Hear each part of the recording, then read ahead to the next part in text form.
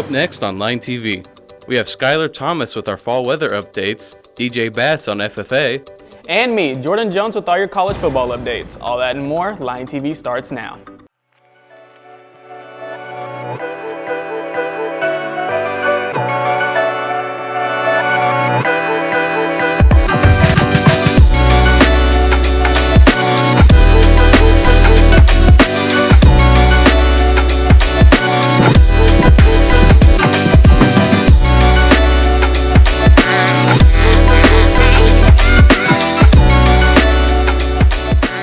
Good morning, Searcy High. Welcome back to another episode of Line TV. I'm Warren Kim. And I'm Marley Snow. Let's get into this week's announcements.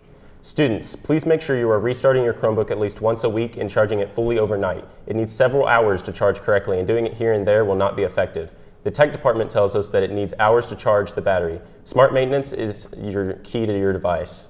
Join the Lion Press Club if you enjoy writing, photography, and documenting events in the community. The Lion Press Club is the place for you. Lion Press is the Searcy High School's online newspaper. For more information, contact Mr. Bowman at mbowman@searcyschools.org. The first meeting will be at 7:30 a.m. on October 7th, 2024, the first Monday of the month in the SSS Library. Educators' rising dues are $25 and are due to Miss Moat in room 213 by October 1st. Any students grades 9 through 12 who are interested in an education career may join. Any students who may be interested in participating in History Day, please email asimpson@searcyschools.org to hear a presentation from the state coordinator during Lion Time on October 16th.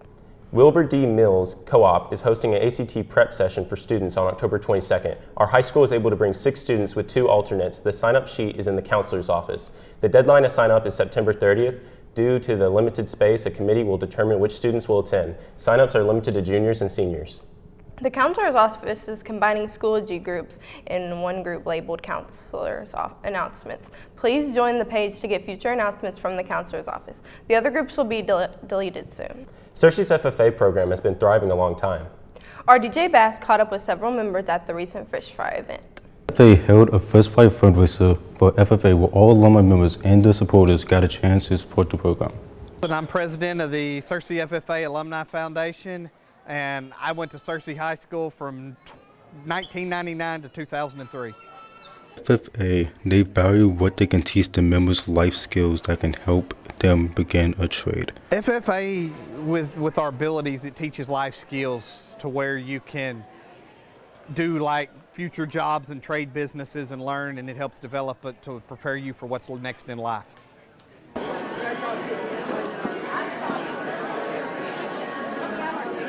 Jobs you can learn welding, you can learn electricity, you can learn HVAC, you can learn landscape and design, you can learn surveying, which helps prepare for careers later in life.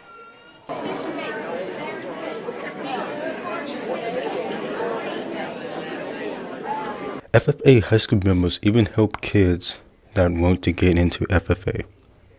It impacts lives because, as you can see, there's little ones and you can grow up, and it's an organization that as you grow, kind of using my hands for demonstration here, as it grows, the elders give back to the young ones, and it comes full circle on teaching everybody how life and growing and production and everything works.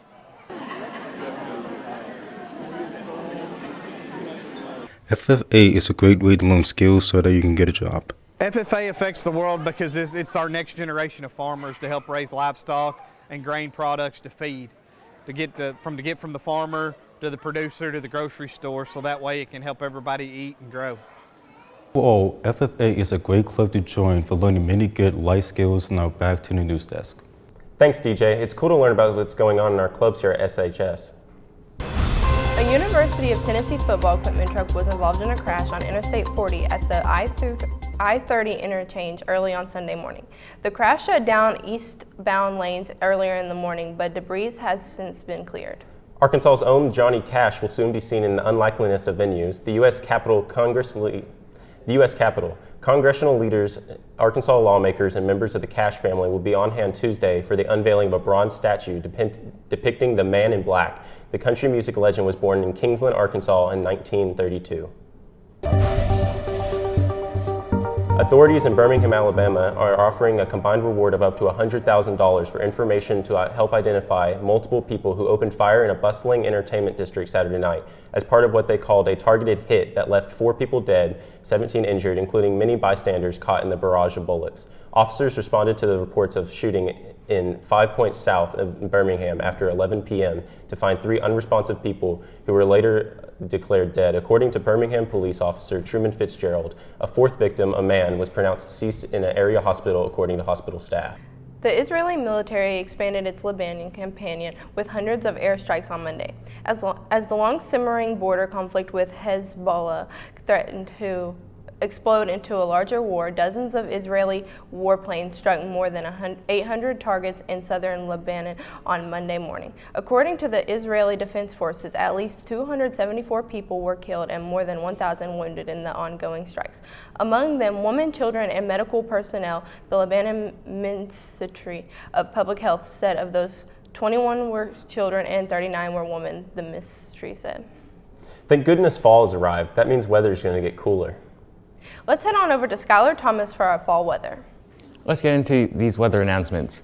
Today we will be having a high of 80, partly cloudy with a rain of 24%, and then winds north-northeast 4 miles per hour and a humidity of 66%. Your sunrise was at 6:57 a.m. onto tonight. You'll be having a low of 60, clear skies, rain of 24%, winds north 6 miles per hour, humidity 85%, and your sunset will be at 6:58 p.m. onto the almanac.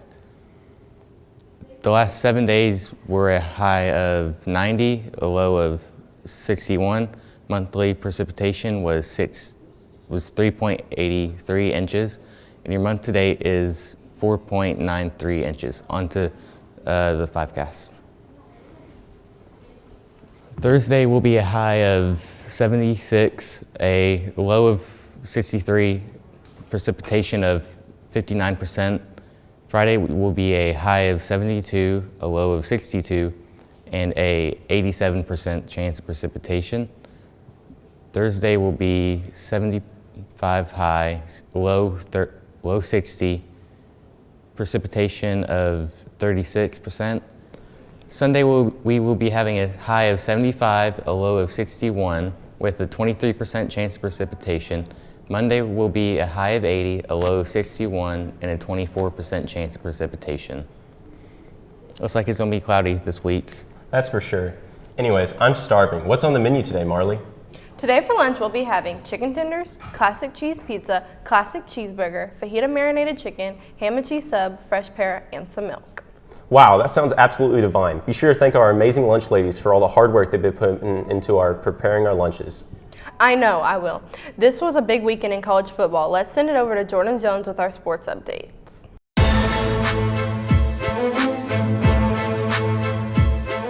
Happy Wednesday, Searcy High. It's going to be a busy week for some sports, so let's jump right into it. In local sports, the SHS football team didn't play last Friday due to their bye week, but they will play this Friday against the Whitehall Bulldogs on the road.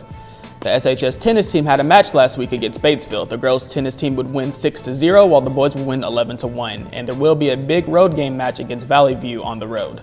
The SHS volleyball team took on Mountain Home last Thursday in the arena, where they would lose 0-3. Despite the loss, one of their key players to watch throughout the season is Carmelita Rains, who kept their team alive during the previous game on Thursday. We were also able to catch a quick interview with Carmelita about her play, her team, as well as her season. We're doing good, but it's also hard because we are young and we really haven't been together other since me, Kinley, and Ariel. We've been playing together for 2 years now. But despite all that, I feel if we can overcome some of our challenges, we could win. I feel my role as a leader should be staying above. No matter if I'm frustrated, I need to shake that off and just keep playing for my team and keep playing for them. I feel good. I know I'm a good volleyball player. I also know that you're gonna mess up and stuff, so I just have to push all that back and play for my team and just push through everything and just try my best. Moving on to national sports, it's a new week, which means another week of college football. And it would start off early in Ohio State, where they would defeat Marshall with the help of Will Howard, who threw 16 for 20 and had 275 passing yards after coming off of the week break. 5th-ranked Tennessee would take on the 21st-ranked Oklahoma, where Dylan Sampson would lead the Volunteers in a run game with 24 carries and 92 yards with a touchdown for the game, upsetting the Sooners with the final score of 25-15. The Arkansas Razorbacks will be on the road to take on Auburn, with some tension stirring up before the game, with the quarterback for Auburn, Peyton Thorne, saying how he was ready to dominate the Razorbacks, which in the first half, it was looking likely with Talon Green throwing back-to-back interceptions. During the second half, however, the Razorbacks would pick up the momentum in this roller coaster of a game, picking up the win 24-14. The James Madison Dukes, also known as JMU, pulled off an upset against North Carolina with the help of their impressive quarterback Alonzo Barnett III, who would throw 22 for 34 with 388 passing yards, 5 touchdowns, while having 2 more touchdowns for himself on the ground, shutting down the Tar Heels on the road 70-50. Colorado would pull off one of the most impressive comebacks in their school's history, with Shedeur Sanders throwing a Hail Mary to send the game into overtime. During the period, Travis Hunter would knock the ball out of the Baylor player's hands, where Colorado would recover the ball in the end zone to seal the game, defeating the Bears at home 38-31. In the NFL, the Eagles put a stop to the Saints' momentum, where Derek Carr would throw a late interception in the game where it would go under review but would be ruled an interception, sealing the game, giving the Eagles the win 15-12. With the Ravens looking for their first win of the season, they would take on the Cowboys, where Derrick Henry would take over the field with his run game, having 25 carries with 151 rushing yards with 2 touchdowns. With this, the Cowboys would score some late touchdowns, but it wouldn't be enough, giving Lamar Jackson and the Ravens their first win of the season, 28-25. The Carolina Panthers would take on the Raiders after benching former #1 pick Bryce Young and putting in the backup Andy Dalton. The Panthers would end their drought with some help of Dalton, who would throw 26 for 37 with 319 passing yards and 3 touchdowns. The Raiders wouldn't be able to keep up late in the game, giving the Panthers the win 36-22. Well, Cersei, that's all the sports updates I have for you today. Have a great rest of your day, and now let's hand it back to the news desk with Warren and Marley. Thanks for those updates, Jordan. Well, that wraps up another episode of Lion TV. Don't forget to subscribe to our YouTube channel at Cersei High Lion TV. And to follow us on X at Lion TV, Instagram at Cersei Lion TV, and on Facebook at Cersei High Lion TV. Signing off, I'm Marley Snow. And I'm Warren Kemp. We'll see you next Friday, Cersei.